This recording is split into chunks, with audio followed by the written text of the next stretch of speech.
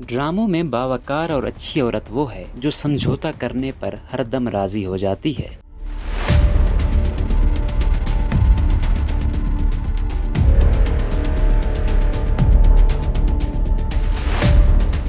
मैं अकरबा परवरी के लफ्ज़ से इत्तेफाक नहीं करती, क्योंकि मुझे लगता है कि आपके माँ बाप भाई बहन हमेशा वही आपकी हिमायत करते हैं, चाहे आप डॉक्टर हूँ, इंजीनियर हूँ या अदाकार हूँ। मैं चाहूँगी कि मेरी जो भी औलाद हो मैं उसको बेहतर से बेहतर सहूलत दूँ, तो इसके बाद वो औलाद क्या करे वो उसकी अपनी सलाहियत पर मुनस्सिर है। लेकिन अकरबा परवरी वाली बात पर मैं यकीन नहीं रखती। ये कहना था लाहौर से ताल्लुक़ रखने वाली नौजवान अदाकारा दरिफ्शां सलीम का, जिनका ताल्लुक़ एक ऐसे घराने से है जहाँ उन्होंने आँख खोलते ही कैमरा, लाइट्स और एक्शन देखा है। दरिफ्शां सलीम के वालिद सलीम उल हसन एक तवील अरसे तक पाकिस्तान टेलीविजन के लिए प्रोड्यूसर और डायरेक्टर के ओहदे पर काम करते रहे हैं। और दरिफ्शां सलीम कहती हैं कि बचपन में अक्सर उनके घर पर सेट लगे हुए होते थे और मारूफ अदाकारों का घर पर आना जाना था। क्या अकरबा परवरी से सिर्फ दरवाजे जल्दी खुलते हैं? ऐसे माहौल में पले बड़े होने पर और फिर अदाकारी के मैदान में आने पर जब BBC के लिए सहाफ़ी बराक शब्बीर ने दरिफ्शां सलीम से अकरबा परवरी के बारे में मजीद पूछा, तो दरिफ्शां सलीम का कहना था कि अगर सिर्फ अकरबा परवरी पर उनको काम मिल रहा होता तो ड्रामे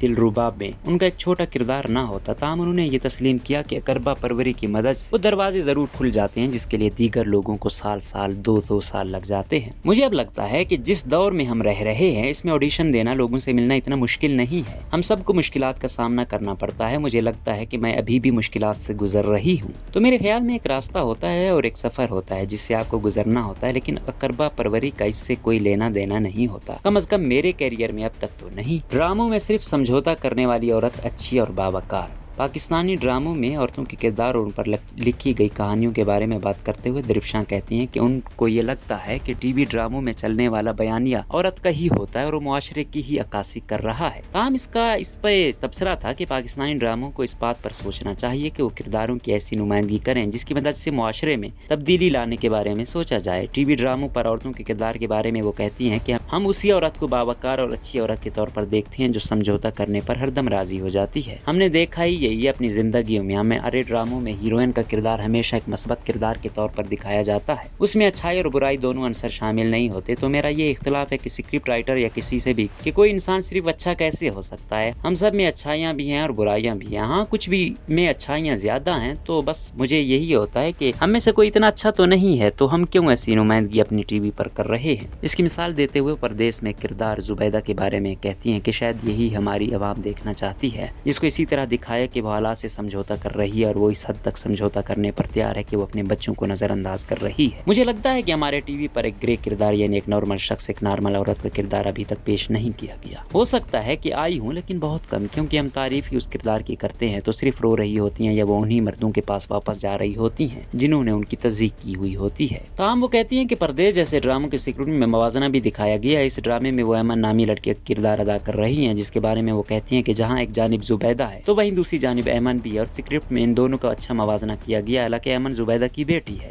हमें इस किस्म के स्क्रिप्ट लिखने की जरूरत है जहां हम देखें कि एक औरत सिर्फ समझौता करने के लिए नहीं है, वो इससे बढ़कर है। दरिफ्शां सलीम ने कहा कि उनकी ख्वाहिश है कि वो एक ऐसे किरदार निभाएं जिनमें न सिर्फ मुआशरे की अक्कासी हो बल्कि उसकी कहानी मुआशरे को सुधारने में मदद कर सके। मैं ऐसे किरदारों की तलाश में हूँ, लेकिन ये बहुत कम लिखे जाते हैं। आपको वही किरदार अदा करने होते हैं जो बार बार एक ही बयानिए को लेकर चलते हैं। मेरी अभी बहुत कोशिश है कि मैं वो न करूँ, लेकिन मुझे बहुत डांट पड़ती है इर्द गिर्द से कितनी चूजी ना बनो। लेकिन मैं कहती हूँ कि अगर अभी नहीं तो कब? तो क्या अपनी मर्जी की कहानी और स्क्रिप्ट ना मिलने की सूरत में वो खुद को रद्द-बदल करने का रुझान रखती हैं? इस सवाल पर दरिफ्शां का कहना था कि वो इस बात पर यकीन नहीं रखती। उनका कहना था कि अगर अदाकार को स्क्रिप्ट से इख्तलाफ है तो बेहतर है कि उस पर काम ही ना करें, क्योंकि किसी और के नुक्ता नजर को तब्दील नहीं किया जा सकता। और दूसरा ये कि एक लिखारी अपनी सोच और हिसाब से कहानी लिख रहा होता है। आप लिखारी से इख्तलाफ कर सकते हैं, लेकिन जाकर उसे अपनी मर्जी से तब्दील नहीं कर सकते। अगर मुझे कोई कहानी नहीं पसंद तो मुझे लगता है कि मैं उसका किरदार बखूबी तौर पर नहीं निभा सकती, तो मैं वो करती ही नहीं। और अभी तक तो मैं कोशिश कर रही हूँ कि ऐसा ना करूँ, लेकिन आगे देखते हैं क्या होता है। अदाकारी के मैदान में उतरने के सफर के बारे में बात करते हुए दरिफ्शां कहती हैं कि वो बचपन से ही अदाकारा बनना चाहती थी। मेरे वालिद प्रोड्यूसर हैं और मैंने बचपन से ही सेट, मीडिया वगैरह अपने इर्द गिर्द देखा है, तो ये कुछ नया नहीं था, लेकिन हमें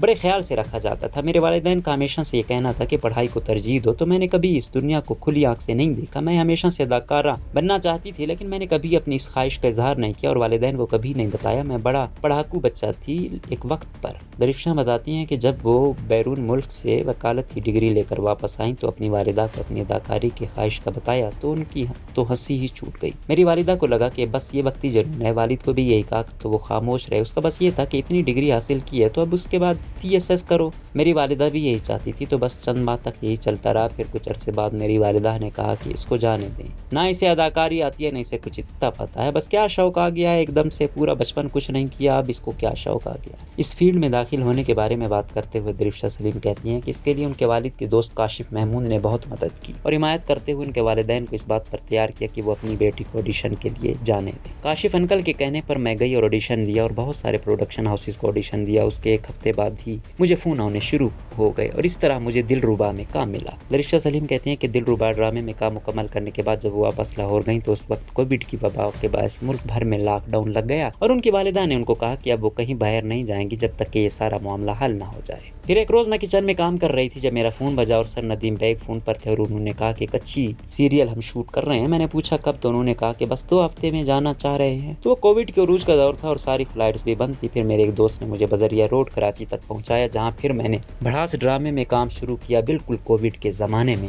خوش قسمت ہوں، اچھے لوگ ملے۔ اپنی اداکاری کے سفر کے بارے میں بات کرتے ہوئے درفشا سلیم کہتی ہیں کہ وہ اس سفر میں بہت خوش قسمت رہی ہیں کہ ان کو اس شعبے میں بہت اچھے لوگ ملے۔ میں یہ نہیں کہوں گی کہ سب اچھا ہے یا سب برا ہے، مجھے سیکھنے کو بہت کچھ ملا، لوگ بہت اچھے مل گئے۔ میری ماں ہمیشہ یہی کہتی ہیں مجھے کہ تم بہت خوش قسمت ہو کیونکہ تم کو اچھے لوگ مل جاتے ہیں۔ میں بھی خود کو بہت خوش قسمت سمجھتی ہوں کیونکہ جن لوگوں کے ساتھ میں نے شروع کیا کام وہ بہت زبردست لوگ ہیں۔ وہ ٹیلنٹ کو سراہتے ہیں، آپ کو آگے بڑھنے کا موقع دیتے ہیں اور ہمت بڑھاتے ہیں، آپ کو وہ چھوٹا یا نا تجربہ کار نہیں سمجھتے۔ مرینا خان کی ہدایت کاری میں بننے والے اپنے تازہ ترین ڈرامے پردیس کے حوالے سے بات کرتے ہوئے درفشا کہتی ہیں کہ ان کی مرینا خان سے پہلے سے ہی واقفیت تھی کیونکہ ان کی کیریئر کا پہلا ڈرامہ دلربا بھی انہی کے ساتھ تھا۔ درفشا کہتی ہیں کہ مرینا خان کے ساتھ کام کرنے میں ان کو بہت لطف آتا ہے کیونکہ نہ صرف ان کو پہلے سے جانتی ہیں بلکہ بحیثیت ہدایت کار بہت حوصلہ افزائی کرتی ہیں۔ ان کے کام کرنے کا طریقہ میں بہت فرق ہے باقی ڈائریکٹرز کے مقابلے میں۔ میں نے زیادہ لوگوں کے ساتھ کام تو نہیں کیا لیکن ان کا ایک بڑا قدرتی اور سادہ طریقہ ہے، وہ کسی اداکار کو تھکاتی نہیں ہے۔ کسی بھی ڈائریکٹر کے ساتھ کام کرنے کی سب سے اچھی چیز یہ ہوتی ہے کہ جو ان کا بھی ہے کہ ان کو پتہ ہوتا ہے کہ اداکار کس ماحول میں ہے اور اس سے کس طرح کام کرایا جا سکتا ہے۔ ڈرامے پردیس میں اپنے دیگر ساتھی اداکاروں بشرا انصاری اور سرمد کھوسٹ کے بارے میں بات کرتے ہوئے درفشا کہتی ہیں کہ جب انہیں بتایا گیا کہ وہ بشرا انصاری کے ساتھ کام کر رہی ہیں تو وہ بے حد خوش تھیں، لیکن وہ ڈرامے میں ان کو صرف ایک سین ساتھ کرنے کا موقع ملا۔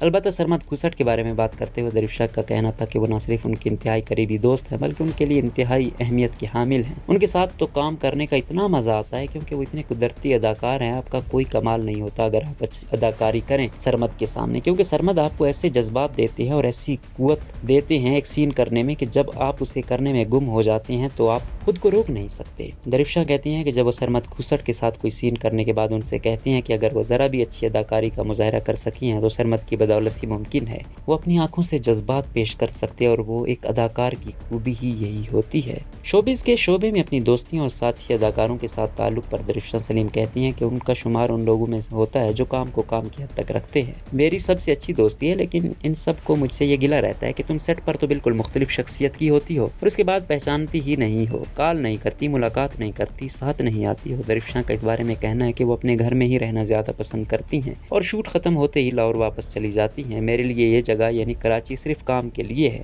مجھے اپنا کام بھی بہت پسند ہے اور اب تو مجھے کراچی بھی بہت بھا گیا ہے لیکن میری دوستیاں صرف کام تک محدود ہیں۔